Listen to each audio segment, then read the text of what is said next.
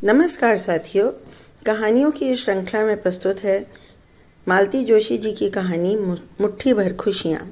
कहानी आपको कैसी लगी, उसका प्रस्तुतिकरण आपको कैसा लगा, कहानी सुनने के बाद अवश्य बताइएगा। यह कहानी रेखांकित करती है लड़कियों के जीवन में आई हुई बड़ी बड़ी चुनौतियों की और उनसे मिलने वाली खुशियों को भी। तो सुनिए कहानी मुट्ठी भर खुशियाँ। स्टेशन पर उतरकर गायत्री ने चौकस नज़रों से इधर उधर देखा और फिर उसे खुद ही हंसी आ गई। भला उसे लेने के लिए कौन आता आज? किसी को उसके आने की खबर भी है? सब कुछ जानते हुए भी मन थोड़ा उदास हुआ। कोई स्टेशन पर रिसीव करता है तो अच्छा लगता है, मन को थोड़ा बल मिलता है कि चलो अपने आने से सामने वाला खुश तो हुआ है। वैसे उसने स्वयं ही इस बार सोचा था कि इस तरह अचानक पहुंचकर गिरीश को, वीणा को सुखद आश्चर्य में डाल देगी। कल शाम की डाक से ही गिरीश का पत्र मिला था, उसका प्रमोशन हो गया है। पहले तो तार करने की सोची, फिर ख्याल आया कि तार तो सभी कर लेते हैं, वह तो स्वयं जाकर अपने छुटकू को आशीर्वाद देगी। वह सिर्फ उसकी दीदी ही तो नहीं है, अम्मा और बाबूजी की भूमिका भी तो उसे ही निभानी है। गिरीश देखेगा तो दौड़ कर लिपट जाएगा, वीणा से कहेगा, देखो मैंने कहा था ना, दीदी का मन नहीं मानेगा, पत्र पहुंचने भर की देर है, खुद चली आएंगी। और उस एक वाक्य के साथ रास्ते की सारी थकान उतर जाएगी। रिक्शे में बैठकर घर की ओर जाते हुए वह यही सब सोच रही थी। एक अव्यक्त उत्कंठा से उसका मन बल्लियों उछल रहा था। घर के सामने रिक्शा रुकते ही उसने बड़ी आशा से ऊपर देखा। रविवार की सुबह पूरा घर सोया पड़ा था। उसके कहने पर ड्राइवर ने 1-2 बार हॉर्न भी दिया। गायत्री ने सोचा था कि हॉर्न सुनते ही घर में हलचल मच जाएगी, बच्चे उछलते हुए सीढ़ियों से उतरेंगे और झूल जाएंगे। गिरीश दौड़ा दौड़ा आएगा और उसके हाथों से सामान ले लेगा, पर वैसा कुछ नहीं हुआ। आसपास के घरों की खिड़कियों से 2-4 चेहरे झांके और फिर सब कुछ सामान्य हो गया। निराश हो वह नीचे उतरी, पैसे चुकाए और फिर सूटकेस उठाकर बोझिल कदमों से सीढ़ियाँ चढ़ने लगी। उसका उत्साह एकदम आधा रह गया था। घंटी बजाने के बाद भी कुछ देर प्रतीक्षा में खड़े रहना पड़ा। फिर आकर वीणा ने दरवाज़ा खोला। बड़ी जल्दी आ गए तो? बोल्ट खोलते हुए वीणा ने कहना शुरू किया, पर सामने गायत्री को देखते ही शब्द जैसे उसके मुंह में ही जम गए। बड़ी देर बाद वह बोल पाई, दीदी आप? फीका सा हंस दी गायत्री और अंदर चली आई। वह ड्राइंग रूम के दरवाजे तक पहुंच चुकी थी, तब वीणा को होश आया। दौड़कर उसने सूटकेस ले लिया। ड्राइंग रूम में बेतरतीब रखे सोफे पर गायत्री निढाल होकर लेट गई। 8 घंटे की कष्टकर यात्रा उसे एकदम पस्त कर गई थी। कल झांसी तक उसे खड़े खड़े आना पड़ा था। पैर एकदम जवाब दे गए थे। चाय लेंगी ना दीदी आप? वीणा ने दरवाजे में खड़े होकर पूछा तो उसे गुस्सा चढ़ाया। भला यह भी कोई पूछने की बात है? बना दोगी तो ले लूँगी, उसने बुरा सा मुंह बनाकर कहा। तब जाकर वीणा को अपनी भूल का एहसास हुआ।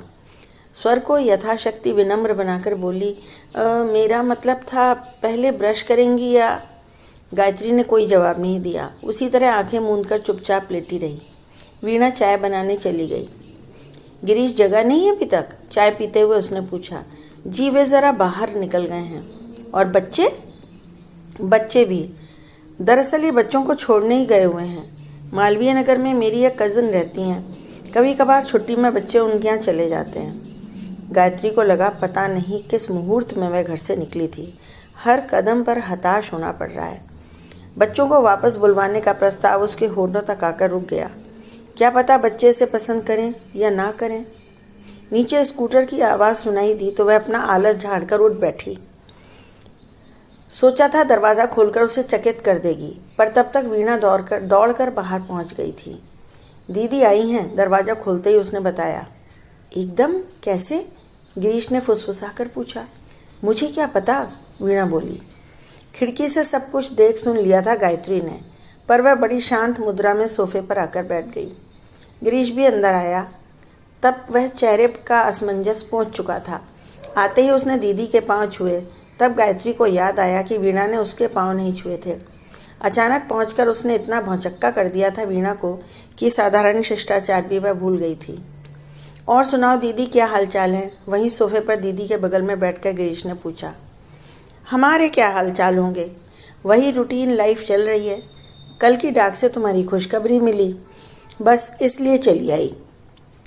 सोचा खुद चलकर आशीर्वाद दे आऊं। वंडरफुल, यह हुई ना बात। अरे कॉन्ग्रेचुलेट करने वाले तो बहुत हैं, पर आशीर्वाद देने वाली तो बस हमारी महामहिम दीदी ही हैं। दीदी के कंधे पर अपना गाल रगड़ते हुए गिरीश ने कहा। गायत्री भीतर से पुलकित हो आई। बस इसी एक वाक्य के लिए तो वह इतना कष्ट, इतना खर्च झेल कर ग्वालियर से यहाँ तक आई है। गिरीश के मनोभावों का प्रतिबिंब वीणा की आंखों में देखने की आशा से उसने सिर उठाया तो देखा वह गोल गोल आंखें घुमाकर गिरीश को कुछ इशारे किए जा रही है और वह एक हाथ उठाकर उसे बराबर आश्वस्त कर रहा है। उसे यूं घूरते हुए वीणा ने देख लिया और दोनों ही सकपका गए। अपनी घबराहट को छिपाने के लिए कमरे में इधर उधर नजरें घुमाते हुए गायत्री ने कहा, गिरीश तुमने तो सिर्फ प्रमोशन का लिखा था, तुम्हारा ट्रांसफ़र तो नहीं हुआ है? कमरा ऐसा बिखरा बिखरा सा लग रहा है। दरअसल बात यह है दीदी, गिरीश ने एक एक शब्द चबाकर कहना शुरू किया। आज शाम को हम लोग एक पार्टी कर रहे हैं। अरे वाह, तब तो मैं बड़े मौके से आई हूँ, गायत्री ने उत्साह से भरकर कहा। बताओ भाई, करना क्या क्या है? आराम तो अब रात को ही करेंगे। एक आध डिश हम अपनी पसंद की भी बनाएंगे। वैसे तुम लोगों का प्लान क्या है?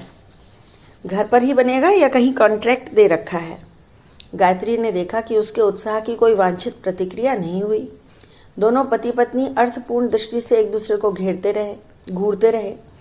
किसी पसोपेश में थे दोनों ही। बात यह है दीदी, बड़ी देर बाद गिरीश ने संभल कर कहना शुरू किया। शाम की पार्टी ज़रा अलग किस्म की है। तुम तो जानती ही हो, आजकल ये सब बड़ा कॉमन हो गया है। ना करो तो लोग आलोचना करते हैं, मजबूरन करना ही पड़ता है। इसीलिए तो बच्चों को बाहर भेज दिया है। तुम्हारे आने का पता न होता तो किसी और दिन रख लेते, पर अब तो बड़ा मुश्किल है। इनविटेशन तक बच चुके हैं। अरे नहीं, मेरी वजह से पार्टी कैंसिल मत करो भाई, गायत्री ने कहा, पर बच्चों को बुला दो। उनके बिना घर बड़ा सूना लग रहा है। तुम लोग तो सेलिब्रेट करो और खुशी के मौके पर बच्चे यहाँ वहाँ घूमते रहें। ये क्या बात हुई भला? मूर्तिवत खड़े हुए दोनों पति पत्नी को देखते हुए उसने कृत्रिम उत्साह में भरकर कहा, बच्चे आज हमारे साथ एंजॉय करेंगे। शाम को हम लोग पार्क में जाएंगे, शॉपिंग करेंगे, कॉफ़ी हाउस में डोसा खाएंगे, फिर सेकंड शो देखकर रात 12 बजे लौटेंगे। तब तक तो फ्री हो जाओगे ना? सुबह की छत्तीसगढ़ से मैं लौट जाऊंगी। अब रात को सफ़र नहीं करूंगी, बहुत थकान हो जाती है। देखो, गिरीश एकदम उछलकर खड़ा हो गया। वीणा, मैं हमेशा कहता हूँ ना, दीदी इज़ अ स्पोर्ट। मैं अभी फ़ोन करके आया। और वह बच्चों की तरह दौड़ता हुआ सीढ़ियाँ उतर गया। दीदी आप नहा लीजिए तो थोड़ा फ्रेश हो जाएंगी, तब तक मैं नाश्ता बना रही हूँ, वीणा ने कहा। अब उसका स्वर और चेहरा दोनों ही सामान्य हो गए थे। दीदी के अचानक आगमन से जो तनाव मन पर आ गया था वह भी दूर हो गया था। नाश्ते का झंझट रहने दे वीणा, हल्का खाना ही बना लो। थोड़ी सा खा पीकर मैं सो लूँगी। तुम लोगों को भी तैयारी के लिए दिन भर का समय मिल जाएगा, गायत्री ने थके स्वर में कहा। क्षण भर का पहले का उत्साह अब हवा हो चुका था। देर तक नहाते रहने के बाद भी उसकी उदासी दूर नहीं हुई। बार बार मन में एक ही बात चुभ रही थी कि वह बेशक पार्टी में सम्मिलित न होती, पर एक बार गिरीश उसे कहता तो सही। क्या वह इस योग्य भी नहीं है कि मेहमानों से उसका परिचय कराया जा सके? या वह इतनी बूढ़ी हो गई है कि लोगों को उसके कारण संकोच होने लगता है? गिरीश से कुल जमा 5 साल ही तो बड़ी है वह, पर 38 वर्ष की आयु में ही कैसी बुजुर्गियत छा गई है उस पर। छोटे भाई बहन इतना लिहाज करते हैं कि आश्चर्य होता है। और आश्चर्य ही क्यों, उसे तो गर्व भी होता है। अपने सभी परिचितों के बीच वह बड़े गौरव से इस बात का बखान करती है। अपने स्टाफ मेंबर्स के बीच बड़े अभिमान के साथ इसकी चर्चा करती है। अपनी पुराणपंथी सास के नाम से रोने झींकने वाली मिसेस चौबे से हमेशा कहती है, बड़ों का मन रखने के लिए अपनी कई इच्छाओं को दबाना ही पड़ता है मिसेस चौबे। अब वीणा को ही देखो, मेजर की लड़की है, पर एक दिन मिसेस चौबे ने चिढ़कर कह ही तो दिया था, आपकी बात और है दीदी, कभी कभार जाती हैं तो आदमी जब्त कर लेता है, पर यह तो जिंदगी भर हमारे सिर चढ़ी रहेंगी। तब सच ही तो है। तब गायत्री को वीणा का सुबह वाला चेहरा याद आ गया। गिरीश ने फ़ोन करके ही संतोष नहीं कर लिया, स्वयं जाकर बच्चों को ले भी आया। सुशील और शीतल आते ही बुआ से लिपट गए और गायत्री को बड़ी राहत मिली। कम से कम बच्चे तो उसे देखकर खुश हुए। वह तो डर रही थी कि उनका भी संडे मूड खराब करने का पाप सिर पर ना चढ़ पाए। वीणा ने उतनी देर में खूब अच्छा सा खाना बना लिया था, कचौड़ी भी, हलवा भी, दीदी की पसंद के लौकी के कोफ्ते भी। शाम के लिए आई बंगाली मिठाई भी परोसी गई। अरे वाह, तुमने तो हमारी दावत ही कर दी, गायत्री ने कहा तो वीणा नई दुल्हन की तरह शर्मा गई। अब उसका मूड काफ़ी अच्छा हो गया था। वह बेतकल्लुफ़ होकर शाम के मेन्यू के बारे में, मेहमानों के बारे में चर्चा कर रही थी। गिरीश भी खुलकर इधर उधर की बातें कर रहा था। एकाएक उसने कहा, तुम्हारी विराज दीदी नहीं रही ना दीदी? बंगाली मिठाई कुनैन की तरह कड़वी लग उठी अचानक। क्या हो गया था उन्हें? गिरीश पूछ रहा था। गायत्री ने कुछ देर उसकी ओर ध्यान से देखा, फिर धीरे से बोली, एक्सीडेंट हो गया था, तुम्हें लिखा था ना मैंने, तुम्हारा पत्र भी पहुंचा था। अरे हाँ, याद आया। बच्चे वगैरह हैं ना उनके?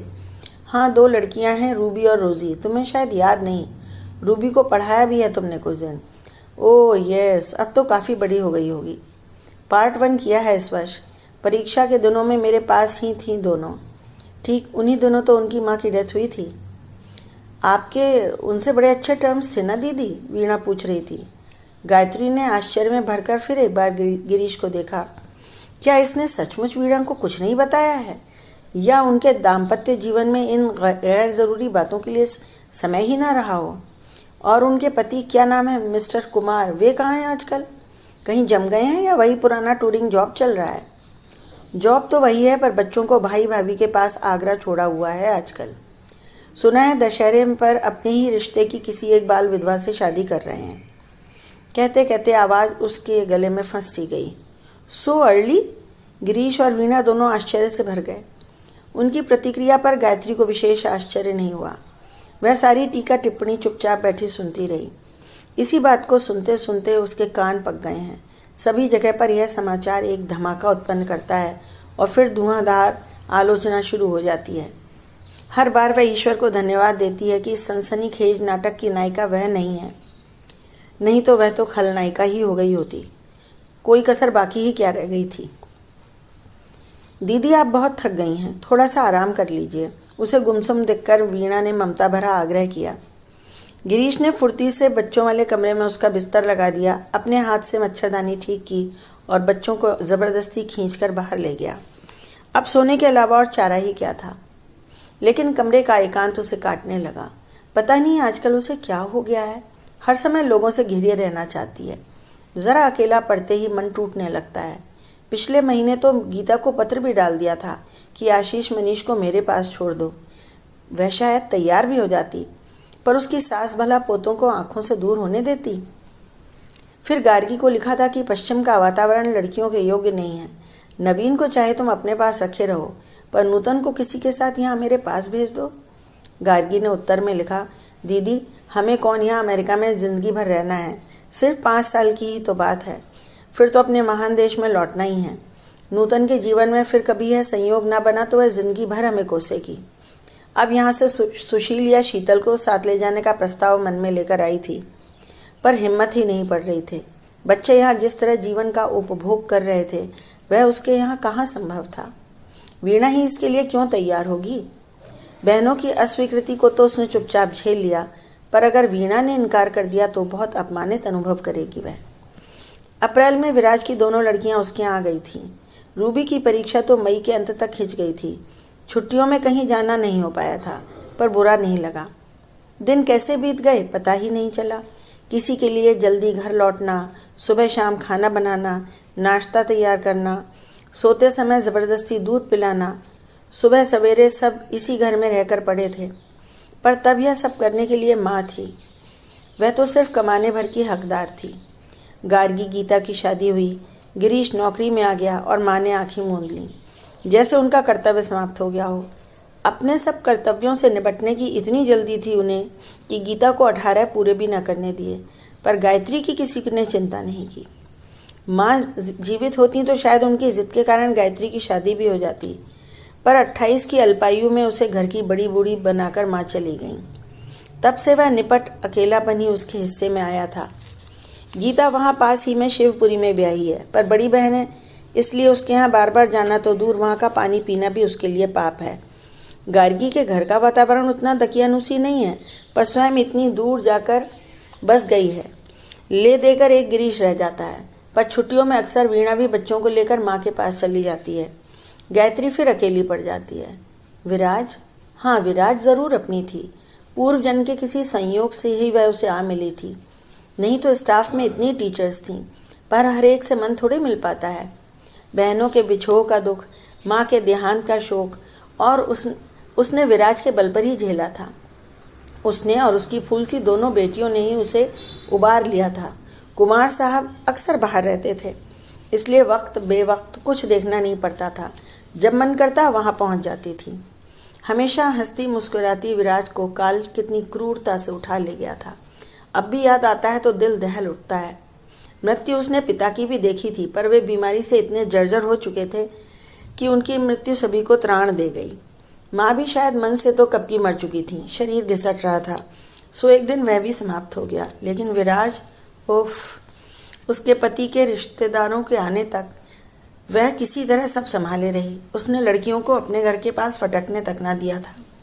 परीक्षा के बाद जाने से पहले जब उस सूने घर में सामान समेटने के लिए पांव रखा तो लड़कियों से लिपट कर वह स्वयं इतना रोई जैसे विराज की अर्थी अभी अभी उठी हो। अकेलेपन का एक भयानक एहसास उस दिन पहली बार हुआ था। जुलाई में विराज के कुछ क्लेम्स लेने के लिए कुमार साहब आए थे। उसने उन्हें खाने के लिए घर पर आमंत्रित कर लिया। पुराने संबंधों की खातिर इतना तो करना ही था। चलते समय कितना विचित्र प्रस्ताव रखा था विराज के पति ने। वह तो सन्न रह गई थी। रोष से उसका चेहरा तमतमा आया था। तमक कर बोली, उसकी चिता तो ठंडी हो जाने देते। यही सोच लिए कि उसकी जगह आप ही अचानक चले जाते तो क्या वह ऐसा दुस्साहस कर पाती? आप गलत जगह आ गए हैं कुमार साहब। आप उसके साथ विश्वासघात कर सकते हैं, मैं नहीं। उनसे कुछ जवाब नहीं बन पड़ा था। चुपचाप उठकर चले गए थे। रूबी का रिजल्ट आया तो गायत्री ने ही तार द्वारा उसे सूचित किया था। उसे ही सबसे ज़्यादा चिंता थी उसकी। पर 2 शब्दों का धन्यवाद का पत्र भी नहीं आया। लगा जैसे इतने किए कराए पर पानी फिर गया हो। अगस्त के शुरू में एक दिन मिसेस खोसला ने स्कूल में बताया कि रूबी आई है सर्टिफिकेट शादी लेने। गायत्री का राखी के लिए बाहर जाने का अंदेशा था, इसलिए मिसेस खोसला के घर ठहर गई है। बहुत अपमान सा लगा उसे। स्कूल से छूटकर सीधे मिसेस खोसला के घर गई और उसे लिवा लाई। गायत्री को मना कर दे इतना साहस रूबी में नहीं था। डैडी ने मना कर दिया था ना यहाँ आने के लिए। घर पहुँचते ही गायत्री शुरू हो गई। मना तो नहीं किया था, पर वे बोले कि आंटी बहुत नाराज़ हैं। नाराज़ अगर हूँ भी तो उनसे क्या? तुमसे तो मेरी कोई लड़ाई नहीं है। फिर वहाँ क्यों रुकी तुम? वही एक घर मिला तुम्हें रुकने के लिए। उनके देवर लोगों की कीर्ति तुमने सुनी नहीं है क्या? गायत्री ने धुआंधार डांटना शुरू कर दिया। रूबी सिर झुकाए चुपचाप सुनती रही थी। रात सोते समय उसने धीरे से कहा, आंटी आप डैडी पर बेवजह नाराज़ हो रही थीं। दरअसल वह सजेशन मेरा ही था। क्या? इस तरह चौंकिए नहीं आप, मैं सच ही कह रही हूँ। डैडी एकदम अकेले पड़ गए हैं। पहले भी टूर पर ही रहा करते थे, पर तब लौटने के लिए घर तो होता था। अब तो रोज़ी को हॉस्टल में डाल दिया है। मुझे भी शायद मौसी के पास लखनऊ भेज देंगे। ताऊ जी की तो अपनी ही इतनी बड़ी फैमिली है, वहाँ तो हम लोगों का खपना ही मुश्किल है। फिर क्या? आज तो हम लोग कैसे भी गुजारा कर लेंगे। दूर रहना रास नहीं आया तो ताऊ जी के पास पड़ोस में ही 2 कमरे लेकर पड़े रहेंगे। पर कब तक? हम लोग क्या हमेशा डैडी के पास बंधे रहेंगे? कल को हम लोगों की शादी हो जाएगी, तब उन्हें देखने वाला कोई भी नहीं होगा। हम लाख चाहेंगे फिर भी वे हमारे पास तो आकर रहेंगे नहीं। हमारे देश में ऐसा होता ही कहाँ है आंटी, और हमको ही शायद वह अच्छा न लगे।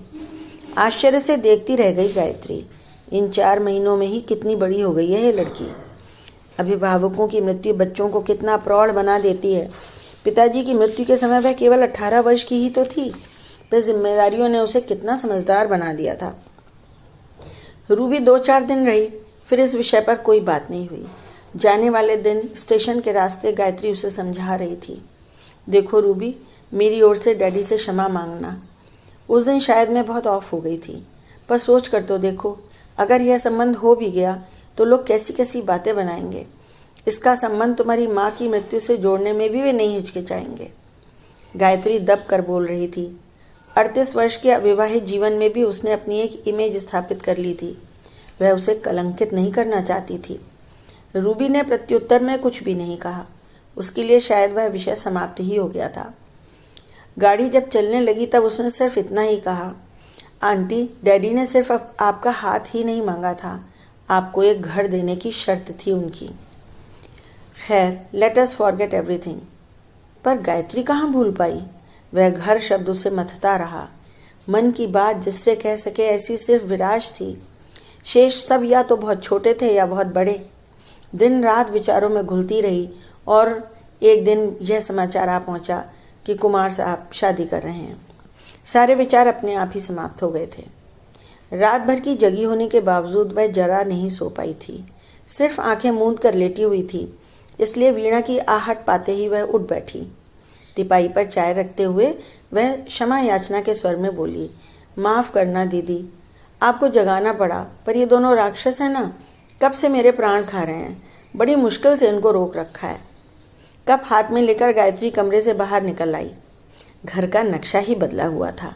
उसने घूम घूम कर सारी व्यवस्था का निरीक्षण किया, साज सज्जा की प्रशंसा की, कुछ सुझाव दिए, 2 फूलदान अपने हाथों से सजाए, वीणा की शाम की वेशभूषा के विषय में पूछताछ की, फिर स्वयं तैयार होने चली गई। बच्चे तो जाने कब से तैयार बैठे थे। शाम को 6 बजे वे घर से बाहर निकले। चलने से पहले पिछले दरवाजे की चाबी लेना गायत्री नहीं भूली। पहले वे लोग मयूर पार्क गए। वहाँ कुछ देर बैठने के बाद न्यू मार्केट चले गए। बच्चों के लिए खेल खिलौने, कॉमिक्स, टॉफ़ी आदि खरीदने के बाद फिर कॉफ़ी हाउस पर दावा बोला गया। डोसा, सांभर वड़ा और आइसक्रीम खाई गई। फिर बुआ की मेहरबानी से बच्चों को एक एक पान भी खाने का सौभाग्य प्राप्त हुआ। फिर वे लोग रंग महल में जाकर बैठ गए। पिक्चर बच्चों के लायक नहीं थी, पर वे लोग एंजॉय कर रहे थे। शीतल को सारे गाने याद थे और सुशील मोटर रेस पर ढिशुम ढिशुम पर बड़ी खुश हो रहा था। वे लोग घर लौटे तो 12:30 बज रहे थे।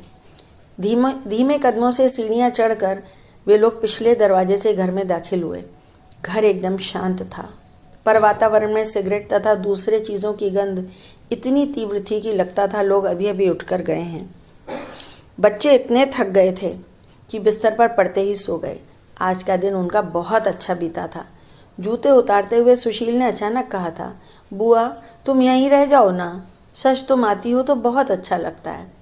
अभी नहीं, पेंशन के बाद रहेंगी, है ना बुआ?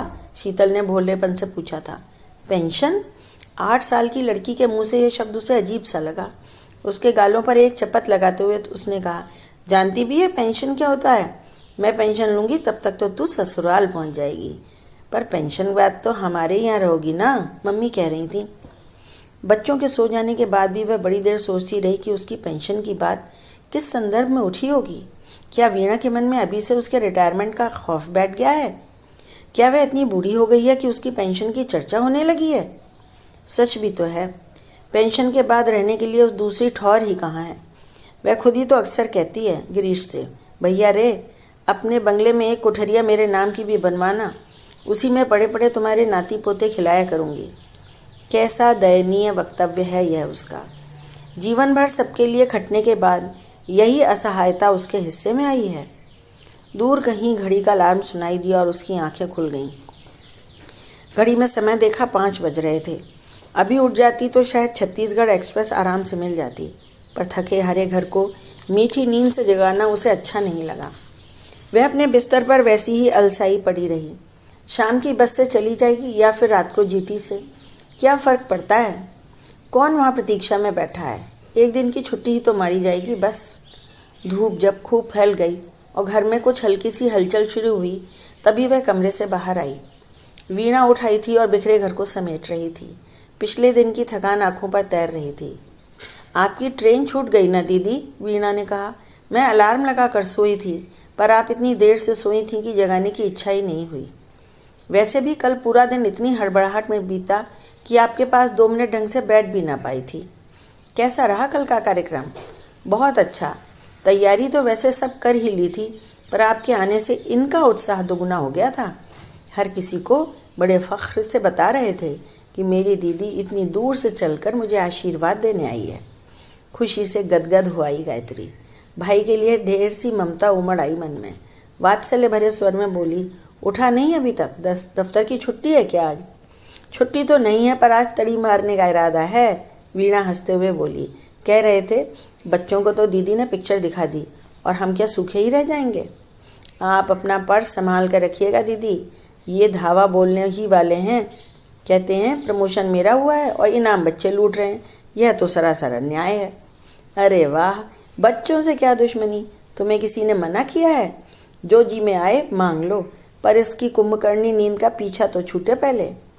और सचमुच गिरीश यदि इस क्षण स्वर्ग का राज्य भी मांगता तो उसे मिल जाता। गायत्री बहुत प्रसन्न थी इस समय। आनंद के इन क्षणों के लिए वह अपनी बची खुची जिंदगी भी होम कर देगी, बहुत खुशी से, बिना किसी शिकवे के।